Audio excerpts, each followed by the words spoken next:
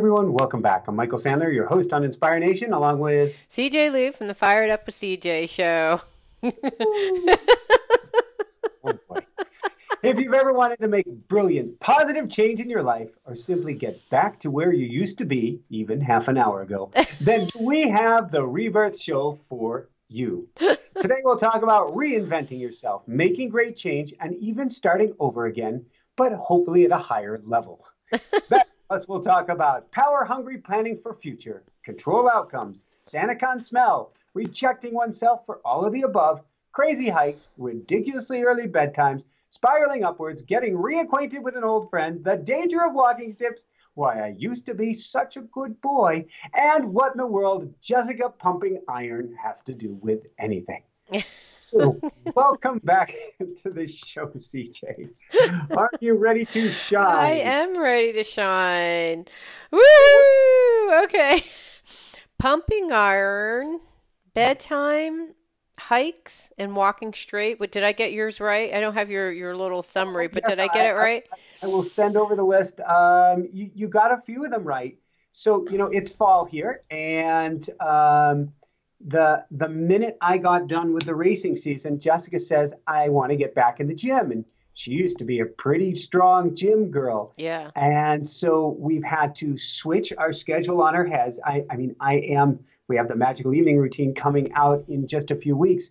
I get to bed at a reasonable time so that I can get up early and get stuff done. But now I'm getting to bed at the reasonably early, or trying to anyway, time of 8 o'clock. Wow. So you go to bed at 8? Or you're asleep at 8? This week, somewhere between 8 and 8:30. So the minute I get my upload done, I'm hitting the bed so that I can get up at 4, get my morning routine in, and spend an hour and a half at the gym with Jessica. Wow. And it's really a very humbling re-beginning. Jessica was saying at the gym, isn't this like the third time we're starting over again at the gym? Because we haven't lifted since we left North Carolina. Oh, wow. Wait. So the last time you were lifting was in North Carolina? Was in North Carolina, yeah. Okay. Probably more or less a month or so before we packed up the truck and headed out. There was a couple times after that, but on a consistent basis, that was about 5.5, 6 months ago. Yeah. So we're at the gym again, and it's extremely humbling to feel like you're starting over again. Yeah. We're lifting with zero weights. Your body comes back faster. But it's interesting to see this spiral upwards of you build, you pause. All of a sudden, you start back in the gym and you're like, what happened? And then you build and build again, and then you stop. And these are rebirths. They're humbling moments where you get to reevaluate things, let go of the outcome. This week I got back on my mountain bike for the first time since the last race, because I have at this point a love-hate relationship, not hate, but a love, not so much like relationship with my mountain bike, which seems to be just so much of a truckster compared to everybody else's. Yeah. And so I took a month off, and getting back on it yesterday, I felt so slow. Oh. That's only a month off, but these rebirths are interesting. The pause that we get when we think we're falling backwards, we're losing all of our gains, I think are actually times of consolidation and giving us a new, positive, powerful perspective when we start back again. And so if we can breathe into it, go into it real humbly, like yesterday on the mountain bike was a very humbling experience. Of course, in the gym, no weights is an equally humbling experience. What do you mean no weights? So you're like doing squats with no weights? Is that what you mean? Yes, literally doing squats with no weights, doing a hip sled with no weights, doing a lunge. So you're just like lifting like this with no weights? Yes, basically pretending I have a weight, and I'm still sore.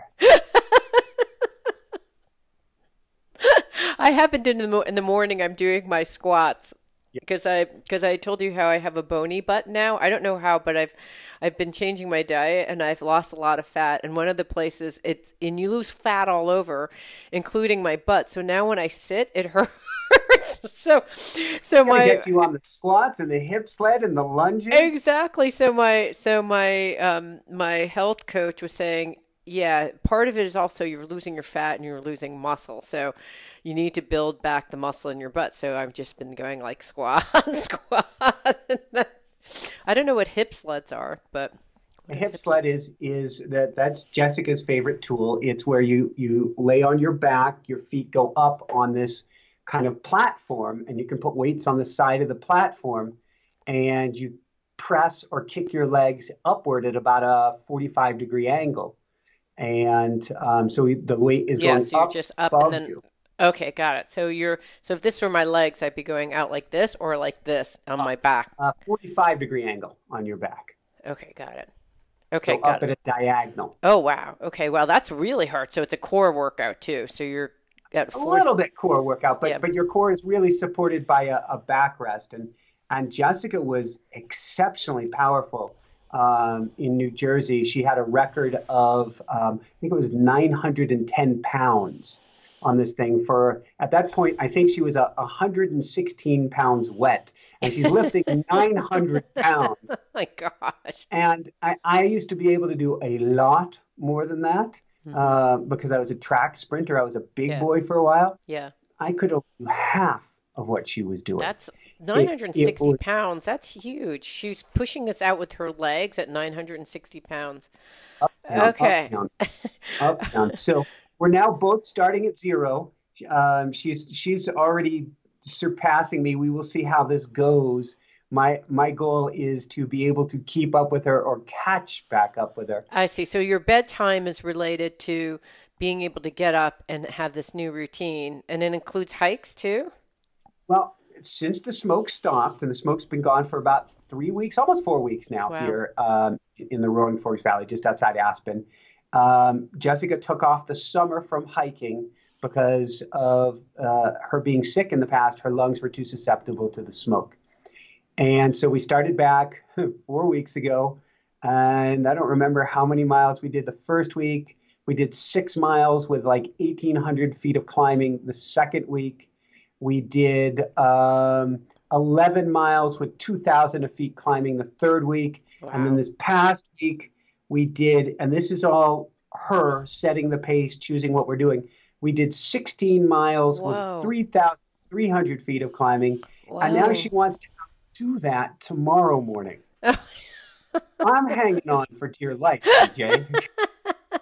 Former pro athlete Michael is like, oh my That's God, the hard. rate of from zero to hero. She's just full Because on this the is only gas. 3 weeks, right? 3 or 4 weeks that you've Yes, gone it's from. 4 sessions over a 3 week period, and then tomorrow will be the fifth session. She is just trying to see out here in this new area that we live in how much she can explore before things are snowed in for the winter. Oh, And right right. now, Okay. this scene behind me, this was taken last Saturday. The colors are just glorious Oh, out so there with that's your these amazing. that's your photograph. That's my photograph there. Nice, beautiful. Is this in back of you? Well, that's actually about 20 miles up the road, 20 miles Okay, south of got it. here. Okay, So, got it. in Moon Bell's Wilderness. And so we are going to go out there again tomorrow because it's so popular. The parking lot, we got the last parking spot for whichever trail we went to the last 2 weeks in a row. 2 weeks ago, we showed up. I don't remember what time, very early, and had the last spot. Last week, I was going to get up at 4 or 4:30. Jessica got me up early, and she's like, "We got to go." And she was right. We still literally got the last spot Wow. in the house, and we showed up in the parking area at like 10 minutes of 6 in the Wow. morning. It's so Oh popular my with gosh. photographers. And when we came out, because you can get bussed up later in the day, there were thousands of people by the trailhead. I have never experienced this. It was like hiking somewhere between Disney and the mall before Christmas, trying to get out the last couple miles. Oh my You know, There are that many people in Colorado. They're about to take a 16-mile hike up oh, 3,000 incline. no, there are that many people who have flown into Aspen and are on tour buses who get driven up there for the mile and a half up to the Oh, closest lake, which between you and me, it's a drought. It isn't even a lake that they're hiking up to. There were people playing stickball on it when we came back from the hike, but they're hiking okay, this but last there, mile I see. hike in. And I'm so happy they're exploring nature. But when you come back from not complete solitude, there are a decent amount of people out, but you're seeing one person every 5 minutes, to all of a sudden you're in the throngs of thousands. It's Wow. stimulating, CJ. That's a lot. I don't think I've ever, because there's a lot of hiking here Anything like in ever, ever, Washington. ever, ever, That's ever. crazy. Oh my So we're going to gosh. go earlier tomorrow. Tomorrow, the goal is first off, we're going to I think we're probably going to leave here maybe by a little after 4. I'll probably have to crack out headlamps. The goal is a 14-mile hike with, I think, a little over 4,000 feet of elevation Oh my gain. gosh. It's more than my body wants right now. And the deal I'm trying to make with it is sooner or later, we won't be able to do as much because the snow will come in. Just hang in there with her and do what you can to recover each week before it so that she can have this pure joy. She's basically fitting in a season's worth of hiking Right, because she in wanted to explore when you months. first moved in and she couldn't. Wow. Okay, so how many more weeks until the snow comes? They're probably in the high country. It's coming after this weekend. I don't know Oh, if that'll wow. close off trails or if we could be a few weeks out. And it encroaches, from highest elevation to lowest. The hike we did last Sunday or Saturday went to 12,300 feet. So just above tree line. Wow. Um, the one we're doing tomorrow goes to 12,600 feet. So And it kind of just depends how high you want to go up. If you want to go high, then that's like you only have a limited window. But if you're willing to do kind of shorter hikes, flatter hikes, you're going to be fine for, I assume, another month or so. it's my guess. I Yeah. guess we'll learn, and each year is individual. It's just, and it's the theme of today, which is you go from being a marathon runner or an ultra marathon runner or a professional athlete or whatever. I'm just taking it from the athletic endeavor. It could be a CEO, it could be an artist, the best of what you do anywhere. And then you step back from it, and now to get back into it, you really have to drop expectation, drop any potential chips you have on your shoulder, and just be completely open. Mm-hmm. So I fell apart toward the end of the hike last week. Mm-hmm. I It's interesting. I bought to try to keep up with her. I bought walking sticks. The tools. Yes. I was doing what I could. They actually messed me up bad. Really? How so? Well, because on the uphill, they're a little bit less coordination. I thought I was okay with it. On the downhill, all of a sudden, my body started freezing up. And I thought, it's my knees are really sore, Oh, which they because you're. were. Uh-huh. Yeah, it's other things. It wasn't until about 5 miles to go where I was literally having trouble getting going after we stopped that I realized a strange quirk in my system. My body has some quirky PTS thing going on where the sticks felt like I was learning how to walk again on crutches. Oh, wow. And I was like, Jessica, I feel like I just came back from the hospital in Lake Tahoe. I'm on Maui. You've just got me on crutches and I'm out for my first hike. I can't figure out how to put a foot in front of myself, foot in the Wow. other. I Wow. got rid of the sticks, and about a half mile later, the body started to come back. And by the end, I could start jogging again. Something to do with the nervous system and memory. Wow. That's And trip fascinating. that. I will not be using these things tomorrow, and I don't know if I will ever be using them again. But I Wow. was a train wreck in the middle of the hike getting back, and I had to Wow. just laugh into it. Wow. Wow, going like a mile an hour because the total hike between you and me and the few people who are listening was nearly 9 hours. That is Probably should have that's a been more like lot of hiking. Yeah, probably should have been more like 4 or 5 hours, but Right. the body started to shut down on me. It was Oh, completely discoordinated with these sticks, oh, uncoordinated. And I still had a joyous time. I had a very, very positive experience. I had to let go at such a level of beginnerness, of um, humbleness to such an extent, like you're learning how to walk again. mm, That's positive. I see it yeah, as a good thing. yeah. And I see it as if you can walk through that and let go, your gratitude goes way up through the roof. Your appreciation goes up for everything around you. And I think you're much kinder on yourself. Hmm. Hmm. You go into this hike tomorrow with even less than no expectation. And whatever happens will be beautiful. Yeah. You know, I've been reading my teacher's book. It's called The Stillness Sutras, and I've hit a chapter where he talks about consciousness and how basically the in this model that I'm learning, it's about pulling all of your energy inward and having it one direction, and then watching as it goes outward, and you know all the different ways in which it goes outwards and gets dissipated and in some ways gets diluted. And so he in this chapter that I was reading, he was talking about how, you know, something happens that you're not happy with. And what happens is we go and we start creating a story, and then we start like believing a story, and then we have an emotion, and then we have, you know, it's all of a sudden this thing that was just like a little thing ended up being a gigantic thing. And if you can just stay in your center while observing that same dynamic. So, you know, if you were, you know, walking up, you had your stick, and then all of a sudden you're like, oh, and, you know, story popped up of this reminds me of the time when I was, you know, barely could walk. And it's like bringing up all the emotions and to the point that you literally can't figure out even how to walk again. And so what his suggestion is when those things, instead of going outward, if you can catch it soon enough, right, which is really hard, that's the hardest thing. If you can In catch this, in it, my case, I didn't know what was going on. I thought right, I'm just fatiguing and fatiguing right, more until it finally clicked.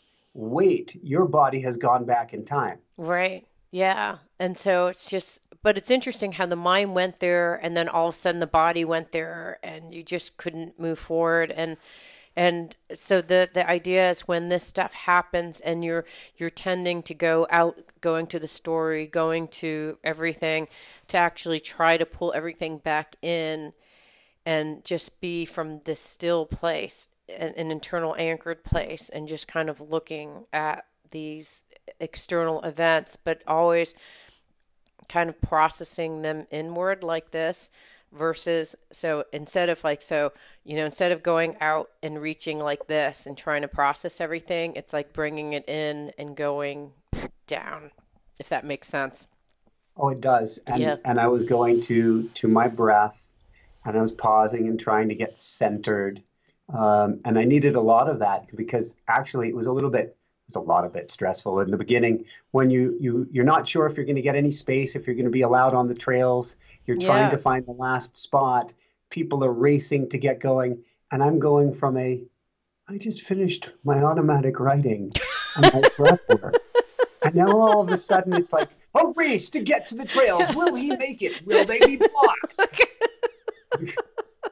Yeah, it's like this time scarcity thing. Like, will I make it in the parking lot? And then, like, all these people from this Disneyland hike are coming at the very end, kind of like, you know, having to like weed through all these people when you're still like you've Totally. gone 9 hours of hiking or The 15 great thing is miles. there's such a lack of attachment now. There really is. And Jessica asked, all right, we may be in a stressful situation in the parking situation tomorrow morning. How are you going to be with that? I'm like, now I know. I'm good. I'm good because we got there last time. We're in line at the ranger station to Yeah. go up. and we're waiting there for 15, 20 minutes. And all of a sudden, cars start going up the wrong side of the road. It turns out there were people parked for no reason at the Oh, front of the line. You were supposed to manually mm, put some money into an envelope when the right. rangers aren't there. Oh, brother. And they were just And parked there? Oh, my so gosh. we end up getting up there to put the money in the slot, and it's $10. We have a five and a bunch of quarters. Oh, It no. won't fit in the darn thing. Oh, no. All the cars are driving fast as they're driving fast as they're all going in. Oh, And we were hilarious. literally the last car. That's so frustrating. And the adrenaline goes from I'm centered, I'm grounded to, oh my dear Lord. We're parking off this thing, and I'm going, is this a legal spot? Are we going to be all right here? Jessica's like, we're fine, let's go. I love the fact that you just finished automatic writing. And she's I like, have come been on, in let's a go. peaceful, Zen-centered place. What a lesson for life, though, CJ, because that's Exactly. reality. Yeah. You can be thrown into the blender even at a national park.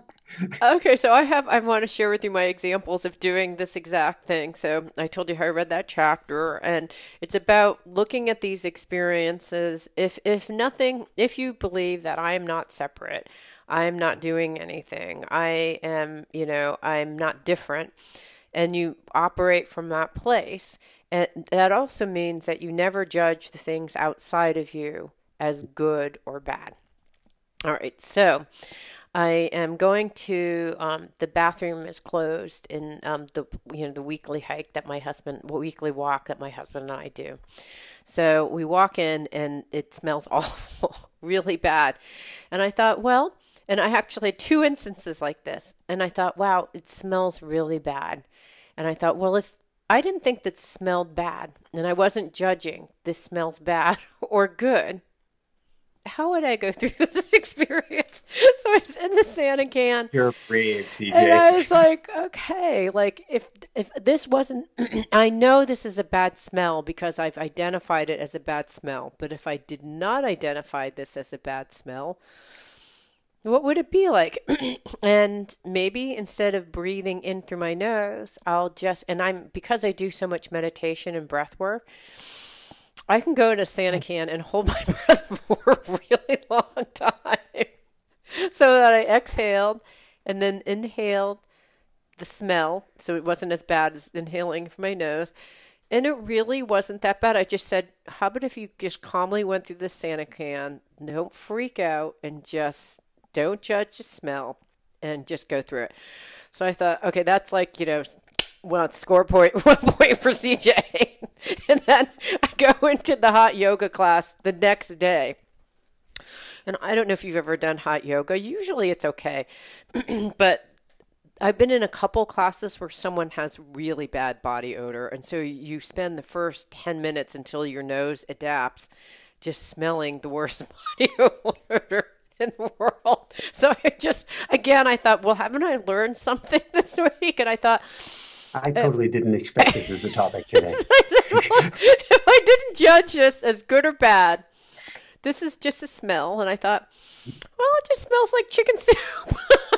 To me, bad body odor smells like chicken soup.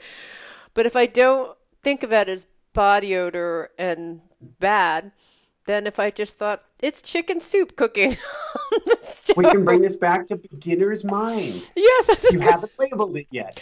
I haven't labeled it. It's not good or bad. It's not body odor bad. It's not, mint good or, lavender good. I It's a can see our smell. audience members now coming into a hot yoga class and remembering this talk and go, chicken soup. It's like chicken soup, just like mom used to make. So I go through the whole yoga class. I'm like, don't judge it. It's chicken soup, whatever. So like, ding, score 2 points for CJ during the week. Then I'm in meditation and my mind is running amok because I have this huge opportunity to do a presentation, and my ego gets involved. And and this is very similar to the like when you're biking. It kind of reminds me of the biking scenario. When you're like, I just want to be the best, or I'm going to be the best biker on this thing. And so there's this tension between that. And so I have this opportunity to do this really big speaking engagement, and I start getting excited, and I start planning it and trying to get organized. And I'm already pre-anticipating questions that will come in November. Like, I mean, this is how bad it is. Wow. So I'm trying to meditate, and I'm thinking about, okay, so the day before this, I had a conversation with someone about spiritual people, and I said, can some people be enlightened and yet be jerks? And this person, and I don't know, what have you experienced with respect to that? Well, I don't know what I don't know what the definition of is enlightenment anymore. Mm-hmm. So many people have had amazing enlightenment experiences, but are they living it 24/7? Yeah. So I don't know. It's a fascinating question. And I've had people actually claim that they're enlightened and Mhm. be jerks. I mean, honestly, like really, like you're enlightened, I'm not sure. But if enlightenment, as I understand, and there's so many different definitions, is to recognize your true nature, which means to recognize that you are godlike in the sense that you are one with God, you're not separate and all those things, and you live in this non-dualistic world. That would be one definition of enlightenment. And this guy said to me, he has believes he's at this point, and I've met him, and I do believe he's also at this point.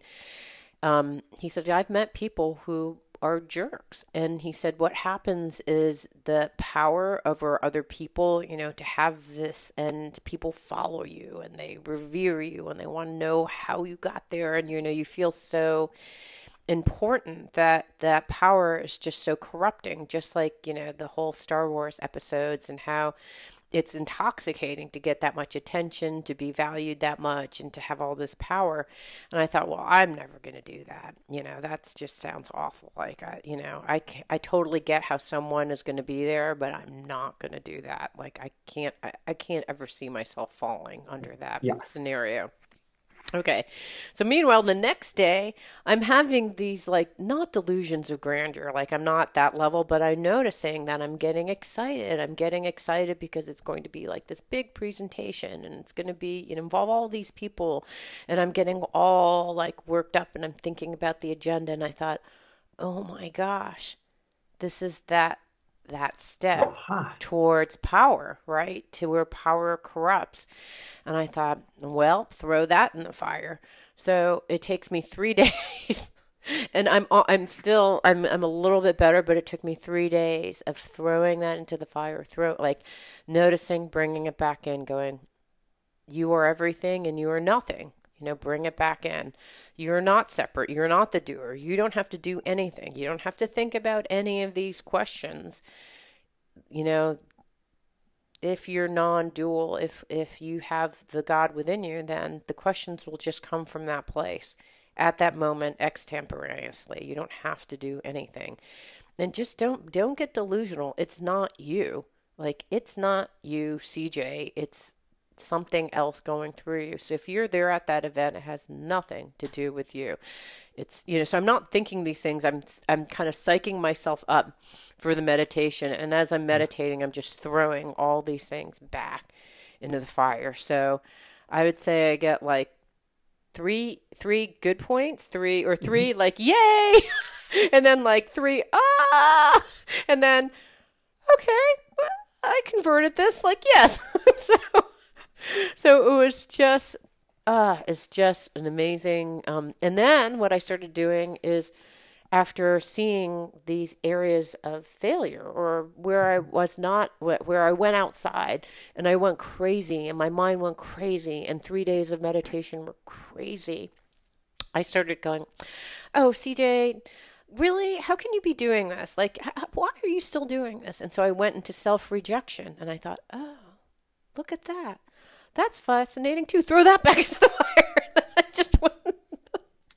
I think no matter, until you hit that point, and I don't know what that point is, we're continuously going around in this circle, this cycle. We can call it spiraling upwards, but we keep facing those hiccups. And as long as we approach them without judgment and go, oh, There's my ego going again. Yeah, there it There's is. anxiety and worry coming up again. I thought I had that taken care of. Whoops. There's Yeah. being competitive coming up again. Where did that come from? If you can catch it, and like you're saying, call it into the fire. I'm picturing an internal shredder, a Right. paper shredder inside Yeah. of yourself. Then Exactly. that's the journey. That's Yeah. the spiritual being having a human existence. Yeah. And that does kind of bring it around because each time it's a rebirth, because each time you're having to go back to that beginner's mind. Wait, let me get rid of it and see what I am if I am not that identification, if I am not that thought, if I am not ego, get in the back seat, if I am not Right. that. Well, I mean, and here's the thing, what was also in this chapter that I was reading, which I think is true, is every single one of these instances, the opportunity, the Sanican, the BO, every single one of these is a test, is a test to how far are you going to go out and can you kind of step back in? And it's the more we take, that they talk about taking things off the cushion, that you're not just meditating. You're like, oh, I'm all peaceful. Yeah, of course I'm peaceful. I'm closing my eyes. I have like beautiful incense and candles. Of course I'm peaceful. But how can you be peaceful when you're surrounded by BO in a yoga class? Is totally like a different thing. And so I do think it's cycling around and around and around. And each time knowing like, yeah, sometimes you catch it like, 30 seconds in. And sometimes, I mean, it took me literally 4 days to calm my mind down. And it's still a little bit like not completely peaceful, but it's way better. I mean, it was berserk. Just one thought after another. And then I'm like, oh, no, concentrate on the breath. I'm like, oh, no, but how about this? And then, 10 minutes later, I'm like, oh my gosh, concentrate on the breath. As a positive, it seems like it's sort of like a vacation. When you take a vacation and stuff goes wrong and you survive, that's the stuff you actually talk about for years. That was the exciting. That turns into the good stuff. Yeah. So like the stinkiest Sanican in the world, that became a positive. So each one of these tests or opportunities are really, to me, just one fraction away from something incredibly positive. You get over the hump. There is something there waiting for you. Yeah. So if you can identify that in the moment, mind going crazy, all of a sudden I'm hiking in a mall. I've forgotten how to walk again. Right.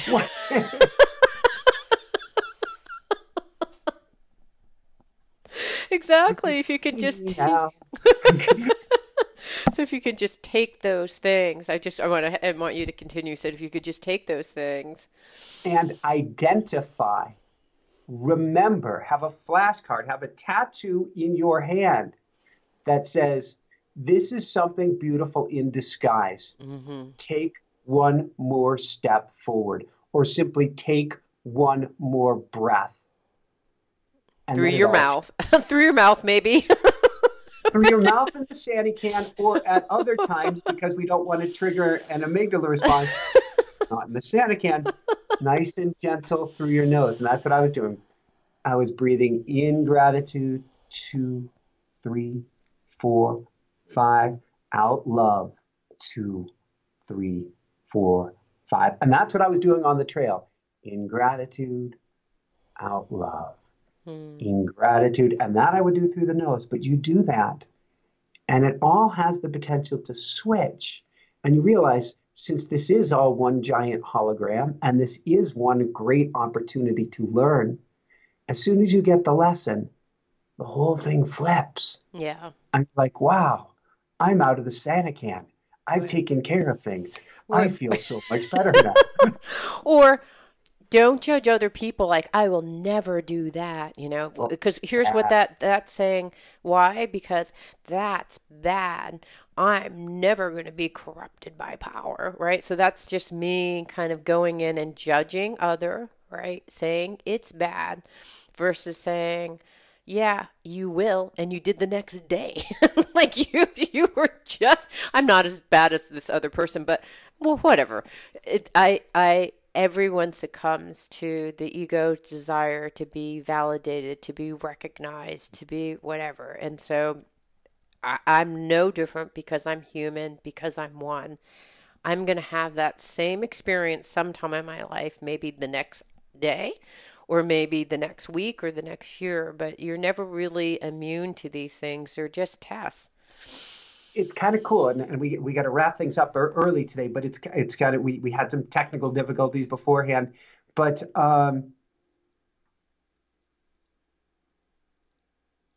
whenever we say universe is a trickster and it brings us the lessons just when we need them. Mm-hmm. So if you say, I'm beyond that, right. I'm Michael super centered, I'm going to the trail, nothing can touch me. Watch out. Absolutely. The learning is coming. Yes, absolutely. I was there this whole week over and over and over again, test after test. And that's how you become more conscious. If you don't really know that that's in there and you aren't able to see your reaction and your judgments and how you're different and if you can't see that, then that's when I think that you are lost. But when you are able to see those things, then things change and you go, okay. And this is going to happen again. This same set of things may happen for the next 4 days. I have no idea. And so you bring kindness to yourself, compassion to yourself, all the love in the word, and forget about non-judgment to how things are going. Non-judgment to yourself. Okay, I'm not where I thought I was, and that's okay too. Yeah. Yeah. And I'm actually, as a result of experiencing this challenging week, mm-hmm. I know that I've grown. I know that I've grown and learned and experienced something new and increased my consciousness at some level just from noticing when I wasn't conscious. Woohoo! So any last notes or thoughts that you have, CJ? No notes or thoughts. How about you? Yeah, I want to challenge everybody. If you feel like getting back into something, like getting into the gym or going to an uncomfortable experience or starting something, and maybe you haven't done yoga for years and you want to get back into the classroom, do what you can to shed the judgment, let go of it, go in with an empty mind. And if the judgment comes up, realize that's okay too. Just get yourself going again. You'll come back faster the second time. It really is a rebirth, and something incredibly positive will come out of it. Woohoo! Woohoo! So for everyone out there, this is Michael Sandler and CJ Lou from the Fired Up with CJ show saying, be well, have fun, get out hiking, biking, yoga, or wherever you have your beginner's mind. Yes, that can certainly be on the cushion too, or on the mic. And above and beyond all else, shine bright. Woo! It means so much to me that you're listening to the show. I would love your support in any way by giving me comments below or to subscribe to the show or share the show with friends. Thank you again for your support. Love and blessings.